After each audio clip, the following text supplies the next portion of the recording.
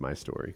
See, like I you don't even know, Kyle. I was doing landscape work in my front yard. I rented a chainsaw a couple weeks ago, and it wasn't until Woody asked me and was like, "So did they give you like a training course or tell you how to be safe?" that I was like, "No, not at all. The guy at Home Depot just gave it to me and basically said, have fun."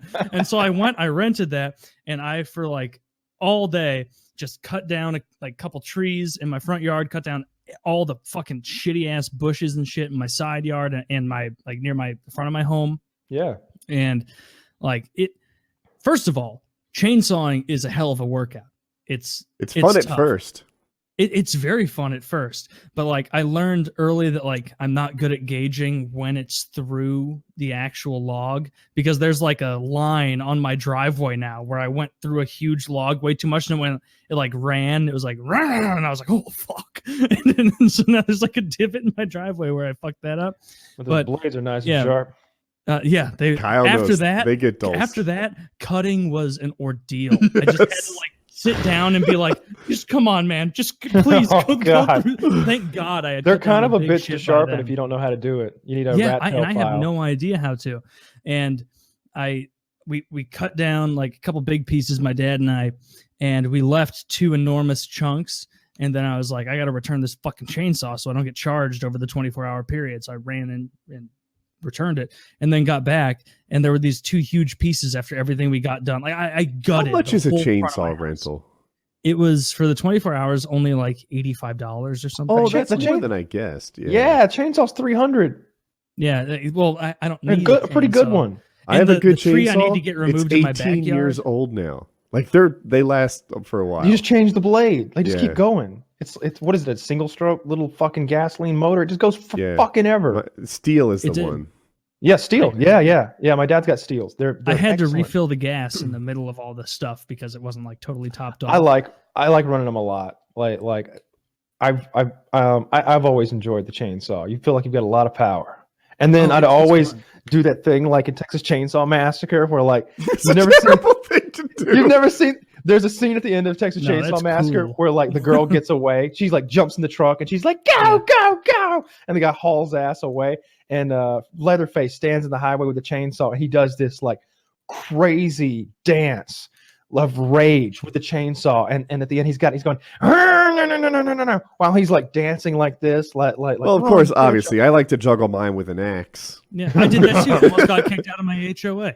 They don't like that. They don't like that. But yeah, that like, and then my dad and I picked up one of the second heaviest piece, and we tried to carry it over to the dumpster I bought, which turns out buying a dumpster to throw shit away in, like $500. Didn't know it was that expensive. Buying a dumpster? Renting. Like renting a dumpster, and that they deliver and take away, because there are other companies that are like, hey, you can get a dumpster for $160 if you want to deliver it and bring it back. And it's like, well, I don't own a semi, asshole. Like I don't know what I could do for this. And like we were carrying shit, and it smashed the top digit of my left index finger so bad when we were trying to throw this in, and it slipped on my dad's side, cut my head up real bad because it fell towards me, and then smashed it into the side of the dumpster. That like it was actively very painful for like 6 days afterwards. Jesus. Where I'd like wake up and be like, my finger's probably fine. I'd like try and like hold a can of soda and be like, oh, nope, guess not. I guess I'm pointer finger up again as I drink.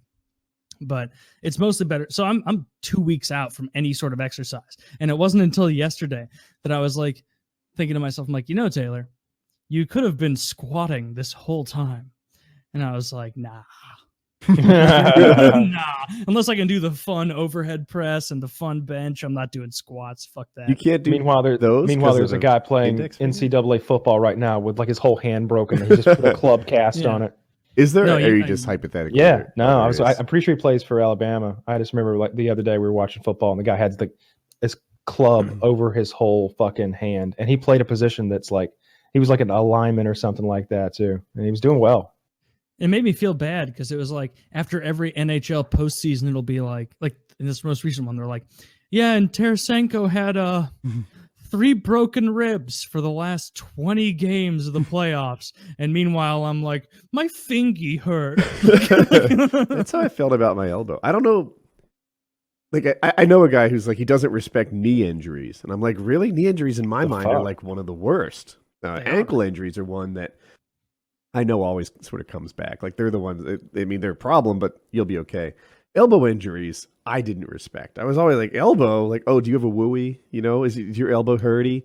No, dude. Like it was a real problem for me for a while. I ended up getting a cortisone shot. Yeah. Helped.